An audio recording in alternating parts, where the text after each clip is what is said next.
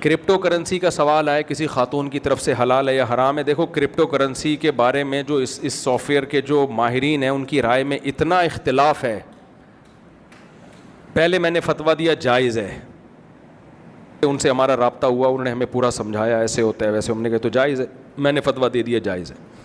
دوسرے بڑے سے آئی لینڈ کے ہیں، وہ ٹاپ 10 میں ان کا شمار ہوتا ہے، وہ آئے، ان سے میری میٹنگ ہوئی، انہوں نے کہا بھائی یہ ناجائز ہے، اس میں یہ جو انہوں نے بتایا نا کہ میں نے کہا یہ تو صحیح نہیں ہے. پھر تیسرے آئے، وہ ان سے بھی بڑے فنٹر، انہوں نے کہا ایسا ہے جائز ہے. پھر ہم نے کہا بھائی مجھے نہیں پتہ یہ جائز ہے کہ ناجائز ہے، کیونکہ اس کے ماہرین میں جب اختلاف ہو رہا ہے.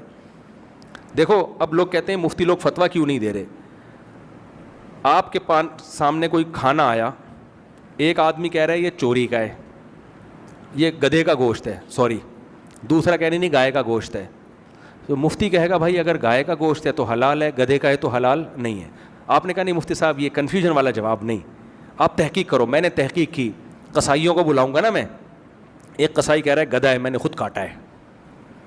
دوسرا کہہ رہا ہے نہیں بھائی گدھا نہیں ہے، گائے ہے، اس کے پائے بھی پڑے ہوئے ہیں، پائے دکھا دیے مجھے، میں فتویٰ دوں گا حلال ہے بھائی، میں نے پائے دیکھ کر آیا ہوں. میں دوسرے نے گدھے کے پائے دکھا دیے مجھے، گدھے کے پائے ہیں، میں فتویٰ دوں گا بھائی حرام ہے.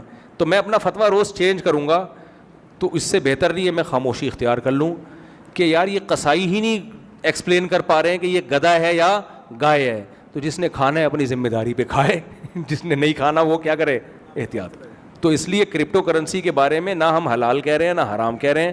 جب تک اس کے بارے میں ان کے ماہرین کی کوئی رائے قائم نہیں ہو جاتی ہم خاموشی اختیار کیے ہوئے. ناجائز بھی نہیں کہتے کہ ایسا نہ ہو آپ کروڑوں کا نقصان کر بیٹھو، کل بولو لو بھائی اب تو مفتی صاحب خود کاروبار کر رہے ہیں تو یہ نا، اور ان کے اب حلال ہو گیا. تو اس لیے ہم خاموشی، بھائی جو کرنا ہے آپ خود سمجھو اس کو.